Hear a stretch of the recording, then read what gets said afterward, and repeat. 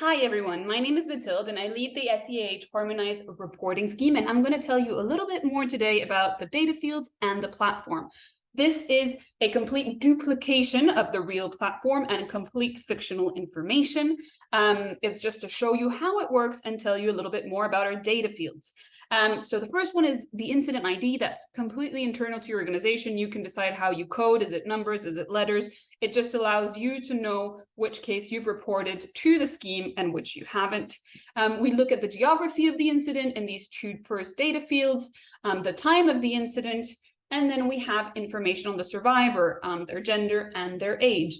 We look at the type of allegation, if it was sexual exploitation, abuse, harassment, etc. We look at reporting, which channel was used and who reported the incident. We look at information on the perpetrator, on the alleged perpetrator. So what was their gender? What was their status? Were they national or international staff? And their profile, were they senior management, field staff, incentive workers, etc. We then look at the more response part. What is the status of the incident? Was it substantiated, unsubstantiated? You have a whole lot of different options. And you can also tell us that actually no responsive action was possible. And you have the option to tell us why, because we realize that many cases don't lead to investigation and actual disciplinary actions. So here you can tell us, we didn't have enough information or we lack internal capacities. And the idea is that the scheme is not here to judge how you responded to cases. We only want to learn from the data. We look at the assistance that was rendered to the survivor, and then any remedial action that your organization took to ensure that the case wouldn't happen again.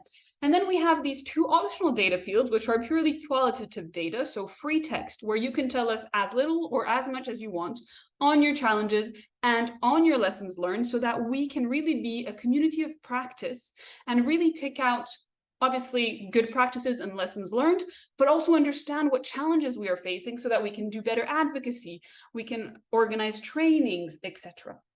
So this is what the platform looks like. It's very simple to add new incidents. You scroll to the end and you add a new item. You can either select from a drop-down list, or for instance, for the countries where the list is really long, you can type and select. You always have the option to tell us that you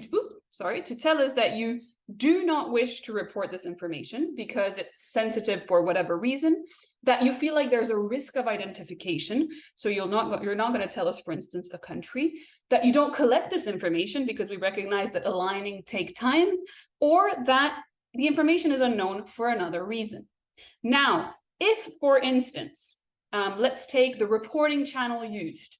If, for instance, you have a system that is a hotline, for instance, and it's not in the list, you always have the option to create a new data field. So here you type it and you click add. That way you can also tell us how we can improve the drop-down list. So this is really how the platform works. As you've seen, there is absolutely no way when we look at these cases to link them to one organization, to link them to a survivor, to link them to an alleged perpetrator. It's all fully anonymized information. So even though and in any case, it remains fully anonymized, and you will only see the cases that pertain to your organization. So if organization B is also reporting at the same time as I am on the platform, I'm absolutely not seeing that. And then obviously the trends will be fully aggregated, but again, all this information is absolutely non-identifiable, so even the data that the CHS Alliance will receive is never traceable to a specific organization. So if you're interested about hearing more, please don't hesitate to contact us and we'll be happy to show you more in detail.